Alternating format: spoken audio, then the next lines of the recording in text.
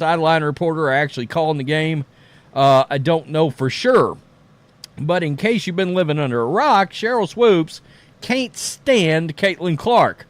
And she's went on podcast and she's run her mouth, I think with Gilbert Arenas' podcast. And she gave an entire lesson about how great the Indiana Fever were last week and left Caitlin Clark out of it and then got called out as a hater over Caitlin Clark. Well, I think that's... Tensions surrounding Sheryl Swoopes and Caitlin Clark have escalated to unprecedented levels. The recent matchup between Indiana and Dallas featured Nancy Lieberman providing commentary alongside another broadcaster who delivered excellent analysis throughout.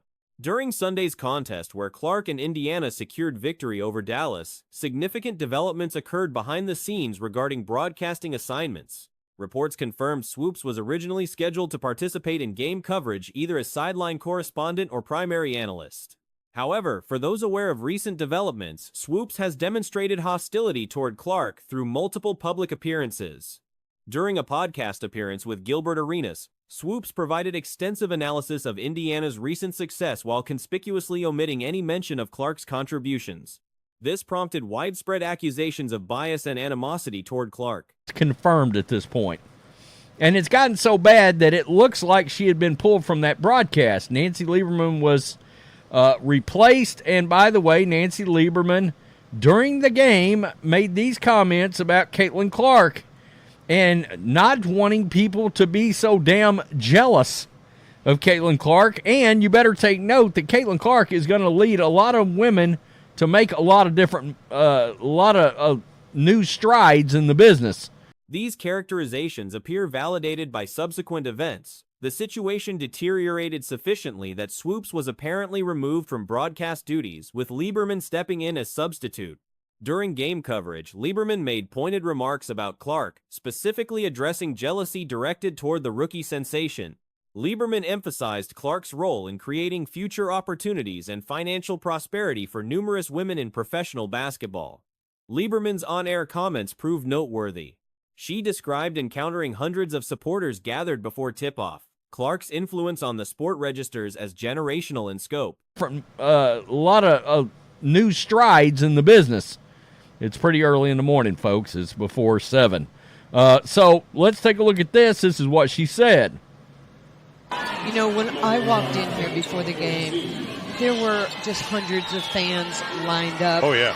What Caitlin Clark has done for the game is generational. And I just, as a baller to a baller, I just want to say thank you to you, Caitlin Clark. Absolutely. For just lifting our game up. You and so many great Speaking directly as one athlete to another, Lieberman expressed gratitude to Clark for elevating the entire sport. She acknowledged other talented players while emphasizing Clark's unique trajectory. Lieberman predicted Clark will eventually enable numerous women to achieve multi-million-dollar earnings, comparable to how Tiger Woods and Michael Jordan transformed their respective sports economically. Rather than expressing resentment, the sport should embrace and celebrate Clark's impact, not merely tolerate her presence. These remarks emphasize Clark's potential to generate substantial wealth for fellow players, warranting celebration rather than pettiness or envy. Swoopes apparently failed to grasp this perspective. Predictably, Swoopes faced intense criticism following these developments. So many great players, but what you're doing, you're going to make all these women multimillionaires one day, like Tiger did, like Michael Jordan did, and we shouldn't hate on her. We should celebrate her, not tolerate her. Okay, so you heard that. She's going to make a lot of women rich, and we should be celebrating that. Not be petty, not be jealous. Sheryl Swoopes isn't getting the memo. Well, as you can imagine, Sheryl Swoopes is taking a massive amount of backlash. She became embroiled in public disagreement with Stephen A. Smith over these matters. Smith subsequently hosted Lieberman on his podcast program, where details emerged confirming Swoopes' original broadcast assignment for the Indiana game. Her inability to conduct herself with professional detachment resulted in replacement by Lieberman. Notably, Lieberman once held recognition as the premier female basketball player in history. Smith addressed these circumstances during their conversation. Smith explained his perspective on what he termed incriminating behavior from Swoopes. Well, as you can imagine, Sheryl Swoopes is taking a massive amount of backlash. her and Stephen A. Smith have been in this feud. And then we got a situation where, in fact, Stephen A. Smith had Nancy Lieberman on his podcast yesterday. And it's confirmed. You see that Sheryl Swoopes was supposed to call the Fever game yesterday, but because she cannot act like a professional commentator, she was replaced by Nancy Lieberman. By the way, Nancy Lieberman at one time was considered. He noted her scheduled participation in the broadcast before being replaced. Smith suggested this change directly related to Swoopes' unwillingness to acknowledge Clark's performances following impressive early week showings. Television industry professionals recognize when personal sentiments infiltrate professional responsibilities, compromising one's position. Producers and executives understand how to respond when such situations arise. Smith emphasized Swoopes' credentials as accomplished champion with exceptional basketball knowledge, making her reluctance to state obvious facts particularly damaging. When someone with her expertise fails to acknowledge clear realities, observers naturally assume personal motivation underlies the omission. Her basketball acumen is too sophisticated to accidentally overlook the aspects she's ignoring regarding Clark. Lieberman at one time was considered the greatest women's basketball player to ever live. So check this out. And that's the issue, Nancy, because listen, and here's the thing. What incriminates, in my opinion, it's just my opinion, but what incriminates somebody like Sheryl Swoopes even more, who, by the way, was supposed to be calling the game with y'all yesterday, and she did not call the game. And no doubt it had something to do with the fact that when, how Caitlin Clark had performed early in the week, she didn't want to talk about it at all. So we recognize that, and we know in television the way that I do. I know. Smith sought confirmation from Lieberman on these observations. Lieberman validated Smith's assessment while expressing appreciation to Dallas and broadcast partners for the opportunity to contribute. She characterized herself as dedicated to women's basketball advancement, describing her role as servant leadership. While she once aspired to greatest of all time status herself, she now prioritizes supporting current generations of excellence. The situation proves remarkable that Swoopes cannot manage her emotions regarding Clark professionally enough to maintain broadcast responsibilities, necessitating her removal from assignments. Developments escalated further with Swoopes' actions on Gilbert Arenas' podcast, where she presented multiple statistics that proved factually incorrect. These weren't mere errors, but demonstrably false claims. I know what producers do. I know what bosses do when you see, your personal feelings, whatever they may be, infiltrating the proceedings and compromising your position as a professional. But I think in the case of Sheryl Swoopes, and I'm not going to belabor this point, but it's important to be made. Sheryl Swoopes is a winner. She was great, and she's a phenomenal basketball mind. So what she's not realizing is that when she doesn't state the obvious, it's automatically going to be assumed that it's something personal because we know Subsequently, Swoopes committed what many consider among the most reprehensible breaches of professional and personal conduct imaginable. Publicizing private communications represents a severe violation of trust. When someone leaks confidential conversations publicly, relationships terminate permanently alongside warranted severe criticism. Swoopes released private direct messages exchanged between herself and Clark. This constitutes no exaggeration. Screenshots revealed Swoopes apologizing after previously claiming Clark required 5 collegiate seasons to reach the all-time scoring milestone despite actually playing 4 seasons. Swoopes had additionally suggested Clark achieved the record through excessive volume, claiming 50 shot attempts per game at Iowa. Because we know the basketball game, the game of basketball too well to ignore the kind of things that she's ignoring when it comes to Caitlin Clark. Am I wrong in saying that?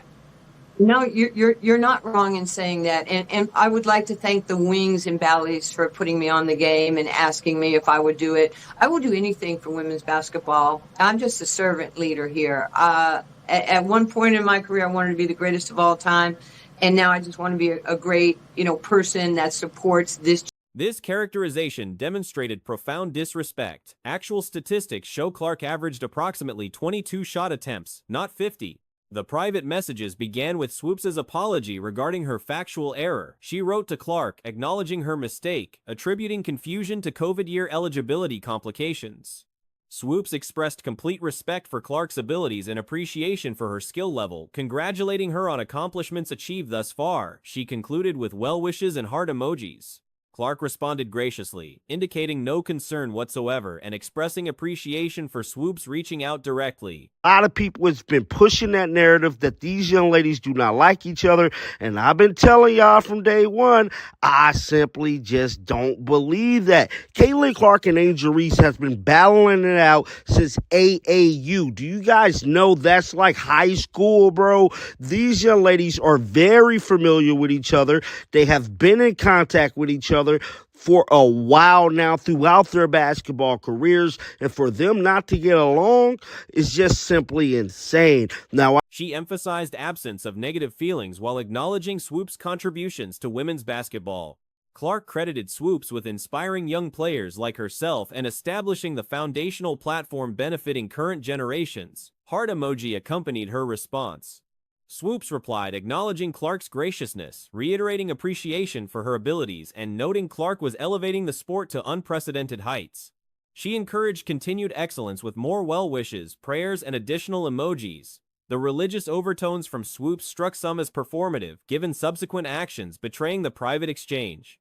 For context, comparisons between Swoopes' MVP season statistics and Clark's current rookie season performance demonstrate Clark significantly outperformed. It's just simply insane. Now, I know a lot of people want to push that narrative because both of these young ladies are superstars, but what Angel Reese just did was set the tone for the future between their relationship, and it's being reported that Angel Reese and Caitlin Clark are quite the dream team. On July 20th, the rookie superstars joined forces against the U.S. Olympics women's basketball team in the highly anticipated WNBA All-Star game that took place in Phoenix, Arizona, winning the As a first-year player, Clark is comprehensively exceeding Swoopes' peak season numbers. This statistical comparison has circulated widely across social media platforms. The entire Swoopes situation has achieved viral status across multiple dimensions. Whether characterizing developments as explosion, implosion, or simply massive viral spread, the scope proves undeniable. Speculation surrounds possible motivations behind various players' apparent animosity toward Clark. One theory suggests jealousy stems from recognition that Clark may ultimately establish herself as the greatest player in history, meaning existing records will eventually be surpassed and relegated to secondary status. The matchup on behalf of Team WNBA, which was voted on by fans, players, coaches, and members of the media. Both Angel and Caitlin had an impact on the WNBA as individuals, with Clark breaking the All-Star rookie assist record and Reese becoming the first rookie in the league to record a double-double during an All-Star game. However, Clark earned one of her 10 assists by sending a beautiful bounce pass to Reese, with the Chicago Sky player turned into a flaw. Another significant factor involves publicity disparity. Despite being accomplished players themselves, previous generations received minimal attention. Viewership remained negligible regardless of their achievements.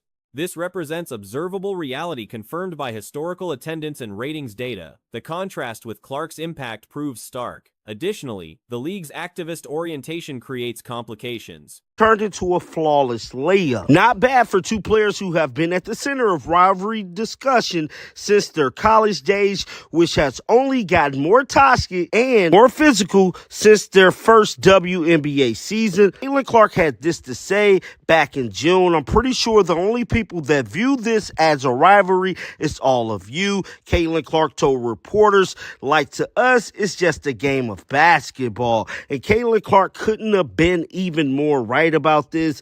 Clark's demographic profile as heterosexual and white seemingly conflicts with prevailing organizational culture among certain segments.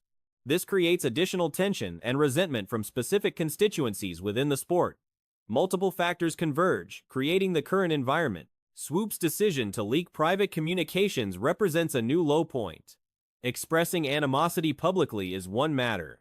Jeopardizing professional standing through inability to maintain emotional discipline represents another. About this, I believe they ain't beefing at all. I've been preaching on that, but yet and still everybody want to run with their narrative that they don't like each other. But yesterday evening, Angel Reese took to her Instagram to drop a photo of her shaking hands with Caitlin Clark during the All-Star game. Now, this picture right here broke the internet, and it sealed the deal for people saying that they beefing, dog. And this is just a beautiful thing to see. I cannot be more. But violating confidential communications publicly crosses fundamental boundaries. Such breaches warrant complete severance of relationships and proportionate criticism.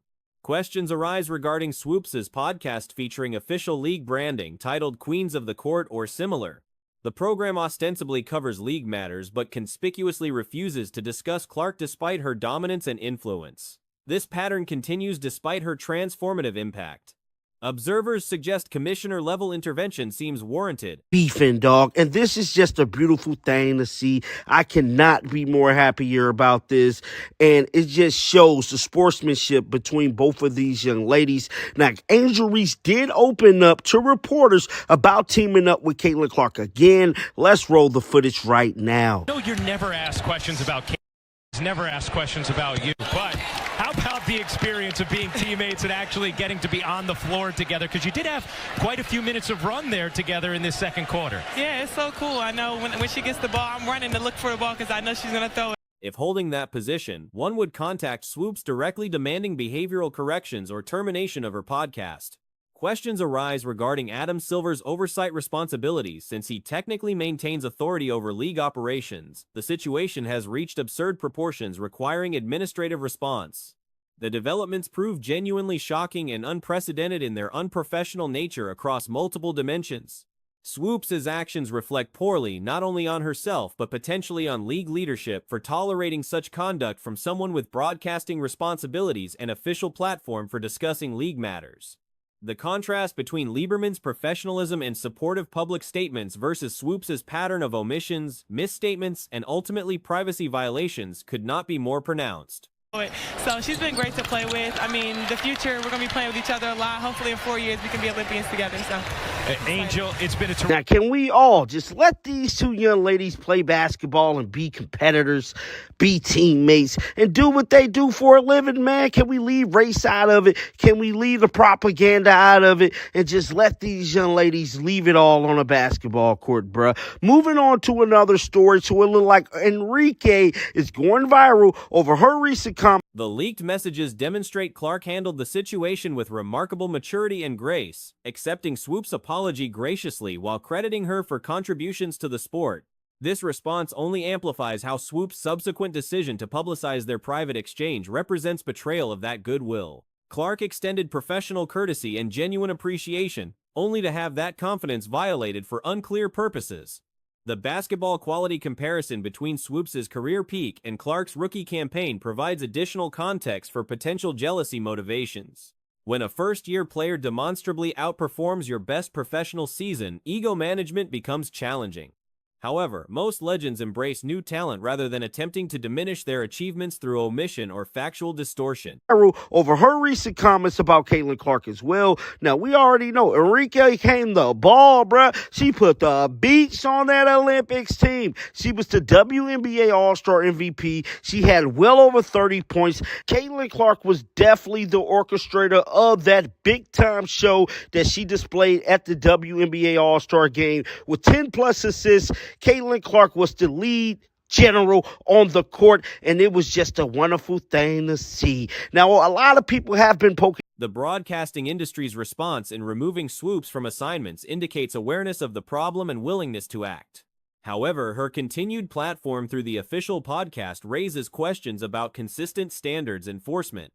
If her bias prevents objective game analysis, should she maintain any officially sanctioned discussion forum about league matters?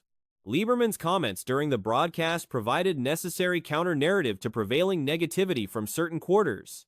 Her emphasis on celebration rather than mere tolerance directly addressed the fundamental issue. Clark's impact transcends individual achievement, creating opportunities for all participants.